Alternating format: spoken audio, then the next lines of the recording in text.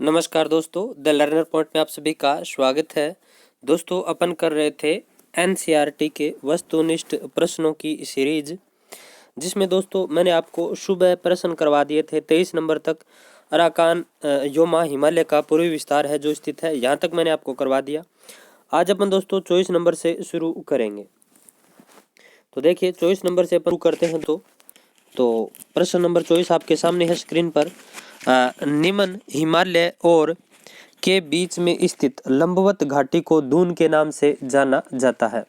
तो देखिए दोस्तों, निम्न हिमालय और शिवालिक के बीच में स्थित घाटी को दून के नाम से जाना जाता है। किस नाम से? दून के नाम से।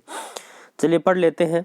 निम्न हिमालय के दक्षिणी ढाल तथा शिवालिक श्रेणी की उत्तरी ढाल के मध्य में अनेक चौड़ा तथा चौड़ा तल वाली लंबवत घाटियां, कोणधारी वन, अनेक छोटे छोटे घास के मैदान पाए जाते हैं, जिन्हें पश्चिम में दून और पूर्व में दुआर तथा उत्तराखंड में इसे बुग्याल या प्यार अन्य नामों से भी जाना जाता है। देहरादून और हरिद्वार इसी का नाम है। तो देखिए दोस्तों, ये छोटी छोटी घास के मैदान है ना उत्तराखंड में, इनको प्यार या बुग्याल बोला जाता है। ये इंपॉर्टेंट, आप याद रखना इसको, ठीक है।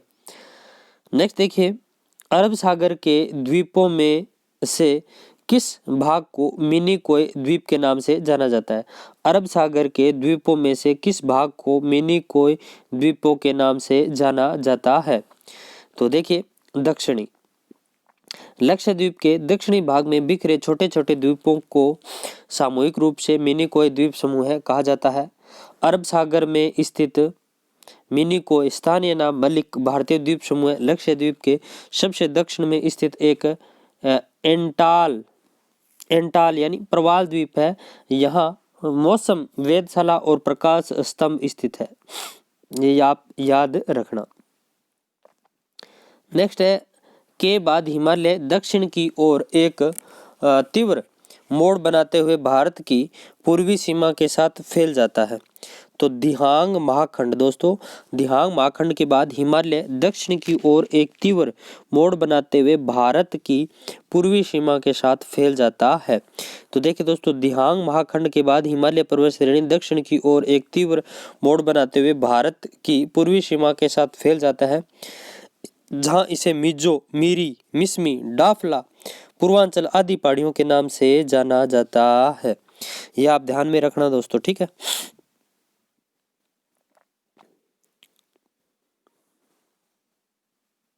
ऐसे, ठीक है।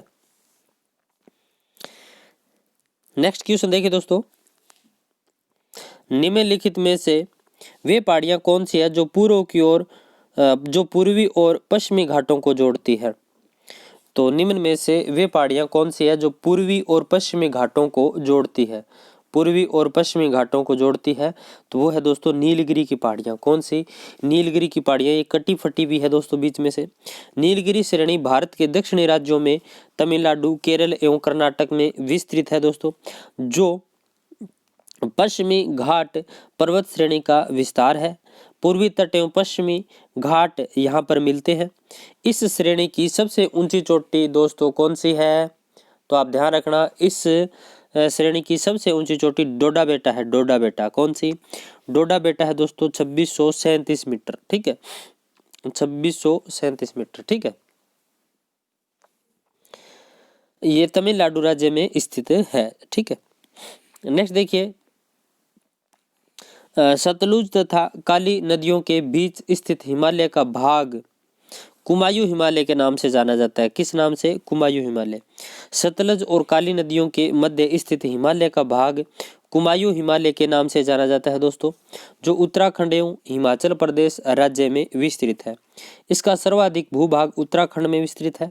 नंदा देवी, कामेत, त्रिशूल, केदारनाथ, बद्रीनाथ, दूनगिरी, गंगोत्री आदि इसी श्रेणी की प्रमुख पर्वत चोटियां हैं। इस श्रेणी के पूर्व में नेपाल हिमालय तथा पश्चिम में कश्मीर हिमालय स्थित है। नेक्स्ट देखिए दोस्तों, तीस्ता और दिहांग नदियों के मध्य आने वाले हिमालय के भाग को असम हिमालय के नाम से जाना जाता है। तो तीस्ता और दिहांग नदियों के मध्य आने वाले हिमालय के भाग को असम हिमालय के नाम से जाना जाता है। तो असम हिमालय किन दो नदियों के बीच में स्थित है? तो तीस्ता और दिहांग नदियों के बीच में स्थित है असम हिमालय। जो पश्चिम में ये कौन सी है दोस्तों? तस्यांग पो नदी तिब्बत से लेकर पूर्व में भूटान की पूर्वी सीमा तक विस्तृत है। इस प्रकार इस श्रेणी का विस्तार दक्षिणी पूर्वी तिब्बत, उत्तरी असम, सिक्किम, भूटान, अरुणाचल प्रदेश में है। इस श्रेणी की सबसे ऊंची चोटी नामचा बरवा है। कौन सी? नामचा बरवा। तो दोस्तों असम हिमालय की सबसे ऊंची चोटी कौन सी है? तो नामचा बरवा है। इंपॉर्टेंट है दोस्तों, याद रखना, नामचा बरवा असम हिमालय की सबसे ऊंची चोटी है। दोस्तों भारत के भूगोल के अंदर है ना, भारत का सामान्य परिचय, उसके बाद भौतिक प्रदेश। सबसे ज्यादा टाइम लेने वाला टॉपिक भौतिक प्रदेश ही है। यदि भौतिक प्रदेश आ गया तो आगे तो कुछ नहीं है दोस्तों। जलवायु वगैरह जितने भी ऊर्जा संसाधन वगैरह, उनमें इतना टाइम नहीं लगता जितना इस एक टॉपिक में लगता है, भारत का भौतिक विभाजन। बहुत टाइम लेता है दोस्तों ये। नेक्स्ट देखिए, दिहांग महाखंड ब्रह्मपुत्र नदी में स्थित इस क्षेत्र में ही स्थित है। तो ये असम हिमालय में स्थित है दोस्तों, दिहांग महाखंड। नेक्स्ट देखिए, निम्नलिखित में से किसे सह्याद्री पर्वतमाला के नाम से जाना जाता है? तो दोस्तों पश्चिमी घाट को सह्याद्री पर्वतमाला के नाम से भी जाना जाता है। इंपॉर्टेंट है, पश्चिमी घाट को सह्याद्री पर्वतमाला के नाम से भी जाना जाता है। देखिए, भारत के पश्चिमी तट पर स्थित पर्वत श्रृंखला को पश्चिमी घाट का सह्याद्री पर्वत श्रेणी कहते हैं। यह दक्कन का पठार के पश्चिम तट के समांतर उत्तर में ताप्ती के मुहाने से दक्षिण में कन्याकुमारी तक 1600 किलोमीटर की लंबाई में विस्तृत है। ये पहाड़ियां गुजरात, महाराष्ट्र, गोवा, कर्नाटक, केरल, तमिलनाडु राज्यों में विस्तृत है। तो ये आप याद रखना दोस्तों।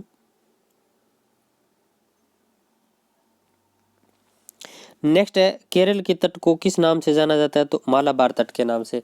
दोस्तों सुबह मैंने आपको बताया था, चारों दोनों साइड जो पूर्वी तट और पश्चिमी तट है, इस भाग को किस नाम से, इस भाग को किस नाम से, इस भाग को किस नाम से जाना जाता है, पूरा मैंने आपको अच्छे से समझाया था। नेक्स्ट देखिए, केरल तट को मालाबार तट कहते हैं, जो मंगलुरु से कन्याकुमारी अंतरीप तक विस्तृत लंबा एवं संकरा समुद्र तटीय क्षेत्र है। यह भारत के दक्षिणी पूर्वी भाग में अरब सागर के तट से लगा हुआ है। यह दक्षिणी भारत का सर्वाधिक वर्षा वाला क्षेत्र है। ऐतिहासिक रूप से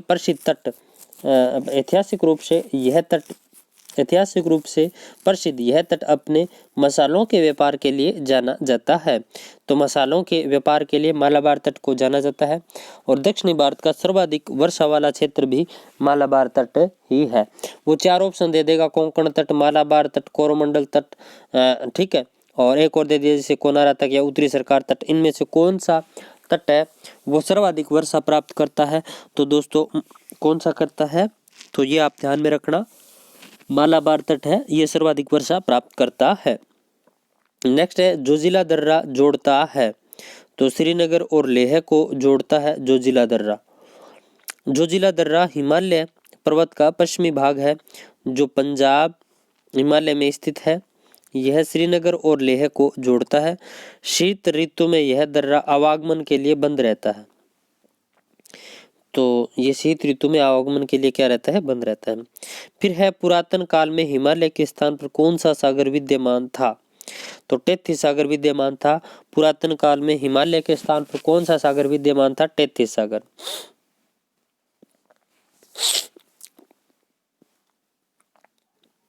दोस्तों प्लेट विवर्तनिक सिद्धांत है, उसके अनुसार दोस्तों दो प्लेटें आपस में टकराने से आज भी हिमालय का क्या हो रहा है? निर्माण हो रहा है। देखिए यहाँ टेथी सागर विद्यमान था हिमालय के अस्तित्व में आने से पूर्व। हिमालय का निर्माण एक लंबे भूगर्भिक काल से होकर संपन्न हुआ है। पूर्व में इस पर्वत के स्थान पर टेथी सागर भूसन्नति थी, जो भारतीय प्लेट और यूरेशियाई प्लेट से अलग करती थी। इन दोनों प्लेटों में टकराव के कारण दोनों भूसंतनियां है दोस्तों।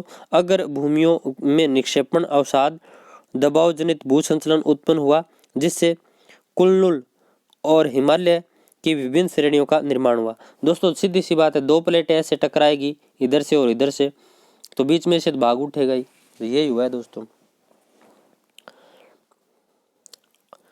नेक्स्ट है कुल्लू घाटी किसके मध्य स्थित है? कुल्लू घाटी दोस्तों लद्दाख और पीर पंजाल के मध्य स्थित है। कुल्लू घाटी लद्दाख और पीर पंजाल के मध्य स्थित है कुल्लू घाटी, याद रखना, लद्दाख और पीर पंजाल के मध्य स्थित है कुल्लू घाटी। भारत में कुल्लू घाटी लद्दाख पर्वत श्रेणी और पीर पंजाल के मध्य स्थित है। यह हिमालय प्रदेश का एक जिला है जो हिमाचल प्रदेश का एक जिला है जो व्यास नदी घाटी में स्थित है। यह घाटी सेब उत्पादन के लिए प्रसिद्ध है। तो दोस्तों कुल्लू घाटी है यह लद्दाख पर्वत श्रेणी और पीर पंजाल श्रेणी के मध्य स्थित है, हिमाचल प्रदेश का एक जिला है, ठीक है, जो व्यास नदी घाटी में स्थित है और सेब उत्पादन के लिए प्रसिद्ध है। तो ये आप याद रखना। नेक्स्ट है अंडमान और निकोबार द्वीप समूह में सबसे ऊंची चोटी कौन सी है? बहुत इंपॉर्टेंट प्रश्न है दोस्तों। शेडल चोटी, माउंट शेडल दोस्तों अंडमान तथा निकोबार द्वीप समूह में सबसे ऊंची चोटी है माउंट शेडल। याद रखना दोस्तों, अंडमान और निकोबार द्वीप समूह में सबसे ऊंची चोटी कौन सी है? तो माउंट शेडल है। शेडन चोटी उत्तरी अंडमान द्वीप में स्थित है, जो अंडमान और निकोबार द्वीप समूह की सबसे ऊंची चोटी है। इसकी कुल लंबाई 732 मीटर है। यह सेडल पीक राष्ट्रीय उद्यान द्वारा घिरा हुआ है। सेडल चोटी के ढलानों से ही कल्पोंग नदी का उद्गम होता है। तो सेडल चोटी के ढलानों से ही कल्पोंग नदी का उद्गम होता है, ठीक है। नेक्स्ट है पूर्वी हिमालय की तुलना में वृक्ष रेखा यानी ट्री लाइन का ऊंचाई मान पश्चिमी हिमालय में होता है, तो कम होता है दोस्तों। पूर्वी हिमालय की तुलना में वृक्ष रेखा यानी ट्री लाइन का ऊंचाई मान पश्चिमी हिमालय में क्या होता है? कम होता है। देखिए वह सीमा रेखा जिसके आगे या ऊपर वृक्ष नहीं उगते वृक्ष रेखा कहलाती है। वर्षा की अधिकता व ढलान के कारण पूर्वी तथा मध्य हिमालय में ट्री लाइन का मान 3600 से 3800 मीटर तक है, जबकि पश्चिमी हिमालय तथा उत्तर पश्चिमी हिमालय क्षेत्र में वृक्ष रेखा का मान 3300 से 3600 मीटर रहता है। अतः पूर्वी हिमालय की तुलना में पश्चिमी हिमालय में प्राकृतिक वृक्ष रेखा का मान कम होता है। तो पूर्वी हिमालय में तो ज्यादा और पश्चिमी हिमालय में वृक्षों की जो ट्री लाइन है वो कम रहती है, ये ऊंचाई कम रहती है, आप ध्यान में रखना। नेक्स्ट है निम्नलिखित में से कौन अक्साई चीन का भाग है? तो अक्साई चीन का भाग दोस्तों लद्दाख पठार है, ये अक्साई चीन का भाग है। भारत चीन एवं पाकिस्तान की सीमाओं के सम्मिलित या सम्मिलन स्थल को अक्साई चीन के नाम से जाना जाता है। दोस्तों यहाँ ऊपर भारत चीन पाकिस्तान इन तीनों के दोस्तों मेड़ वाला यहाँ पर जो स्थान है इसको अक्साई चीन के नाम से जाना जाता है। किस नाम से? अक्साई चीन के नाम से जाना जाता है। वर्ष 1962 में भारत चीन युद्ध के दौरान इस भूभाग पर चीन ने अधिकार कर लिया, तभी से यह दोनों देशों के मध्य विवाद का क्षेत्र है। अक्साई चीन क्षेत्र में लद्दाख का पठार अवस्थित है। तो ये चीज आप ध्यान में रखना।